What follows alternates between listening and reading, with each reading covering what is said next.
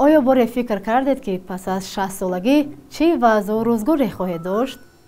درود. ما به شما داستانی 3 نفره رو قصه میکنیم که سینشان از 60 بالاست ولی به قبل در یک جا نمیشینند. حلیمه رجبوی 65 ساله از زیبشتیچی تاجیکستان و عوضبک مزایدوی 68 ساله از قوقندی ازبکستان.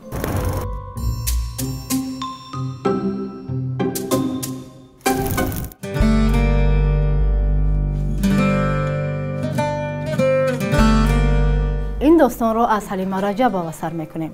او از دهه بسمانده ناحیه دیوشتیش است، ناحیه در ولایت سوغدی تاجیکستان. گله میبافد. این هنر و دستگاه ها را از مادر بزرگش میراث گرفته است. حالا این هنر را به بانوان دهه میآموزاند تا از بین نرود. زیاده از 100 تا شاگرد دارم. همش به آموختگی میکنن. نفهمیدگیشون با میبیون میپرسن. خداشون با میکنن که همین چیز برای استفاده خداشون.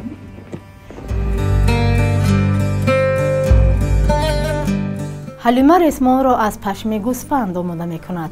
رنگ را از محصولات طبیعی به مانند زرک و پوست پیاز و چهارمغز میگیرد. از خور زرک، از ریشه زرک تیار میکنین رنگ زردچه حاصل میشه. از دای چومق، از پوچاق چهارمغز تیار میکنین و رنگ بور سیاه بسیارتر اندازه سیاه میشه. کمتر کنه همین با رنگش پستر میشه. از پیاز هم همین خیلی اگر پیاز سرخ اندازه پوستش سرخچه میشه، زرد اندازه زردچه میشه. حلیمه رجبوی و شاگردانش گلیم های بافته خود را به چند نمایشگاه بردند در گوشه های گوناگون تاجیکستان. حالا میخواهند هنر دستی زنان تاجیک را به بیرون از جمهوری برند.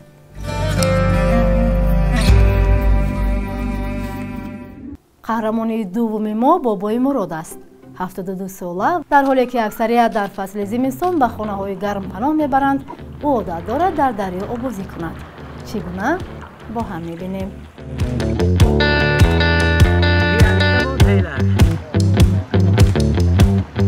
بابای مراد پیش از آبازی در دریا اول در ورزشگاه مشق میکند.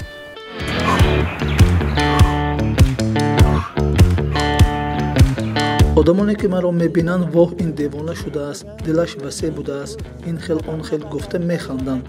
من پروا نمیکنم. اگر سیری پیرانسالی را پرسید، یگان سیر نیست. هر روز این مشق‌ها را اجرا میکنم. انا بینید وقتی اکومولاتور ماشین تمام میشود، اگر به برق پیوست کنید کار میکند. من انتظاری تمام شدن برق، خالی شدن اکومولاتورم نمیشوم. این قهرمان گزارش ما سالهای دراز باغداری و زنبور پروری میکند.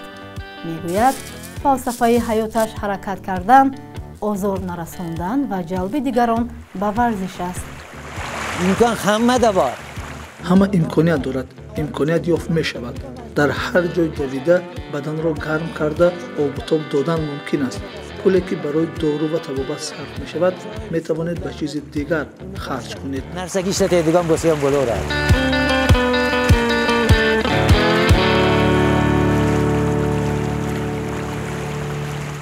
حالا به قوقندی ازبکستان سر میزنیم که در آنجا مرد 60 ساله دانشجوست.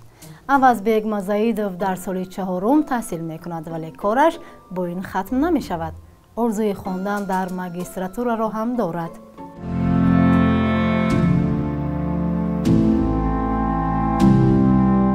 عوضبک مزایدوف با جوانان درس میخواند که همسالی فرزندان و نابیره‌هایش هستند. خودش هم میگوید در اول با آنها زبان یافتن آسان نبود. برایدن که 68 yaşga to'laman. پس از یک ماه 68 ساله میشوم. در کورس 4 میخوانم. پس از ختم دانشگاه البته ماگستراتور داخل میشوم. وقتی به امتحان اولین آمدم، دختران گفتند که به این عمق چی نمیرسد؟ چی کار میکند خوانده؟ بهتر از جای خالی کند نمیشود؟ من به آنها نگاه کرده گفتم دخترانم، من نیت کرده بودم، آرزو داشتم 2 سال باز با آنها یک جای خواندم. авазбек дар бахши ҳуқуқшиносӣ мехонад. Сабабашро ин гуна шарҳ дод. man bir vaqtlar sudlanganman. ман як вақт маҳкум шуда будам. вақте дар контейнер пойафзоли иринаро оварда будам, маро дастгир ва ҳабс карданд. соли 1991 вақте ин спекулятсия моддаи 177ро бекор карданд, аз ман доғи судиро гирифтанд. он вақт ният карда будам ки аз зиндон бароям ба одамон кӯмаки ҳуқуқӣ мекунам. пас аз 40 сол ба орзуям расидам. дар суди вилоятӣ иштирок кардам. 40 yilda shu ijobat bo'ldi, sudda qatnashdim.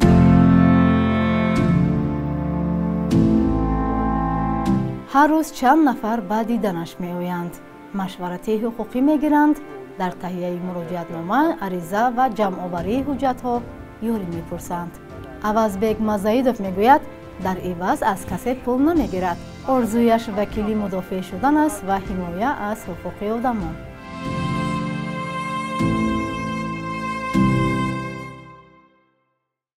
достони дигар дар бораи варзишгарони пиронсол аст. онҳо 2 сол боз байни афроди 60-солаи ӯзбекистон ва қирғизистон мусобиқаи волейбол баргузор мекунанд.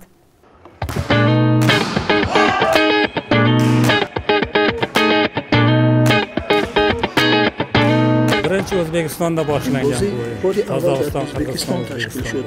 Dastoyi O'zbekiston, Qozog'istonda bo'ldi. Qozog'istonda bo'ldi. Hozir ikkinchi guruh ketyapti hozir. Думастан olsam ayni 2 yilda o'ynab turamiz-da. ما هر ماه 2 دفعه بازی میکنیم. مثلا اگر من بازی نکنم سلامتیم بد میشود. با آشانه دوم برآمدن هم برایم دشوار میگردد. وقتی با توپ بازی میکنم بدنم سبک میشود. خودم دکتر دندان هستم. در اینجا نمایندگان صاحب کسب‌های گوناگون هستند. ولی حالا همه در نفقه. با وجود این سن و سال سلامتی خود را حفظ کرده والیبال بازی میکنیم. Stomatolog vrachman. Bu yerda ham kasblar har turdi. мехоҳанд ба ҷавонон намуна шаванд, варзиш ва дӯстии халқҳоро тарғиб кунанд.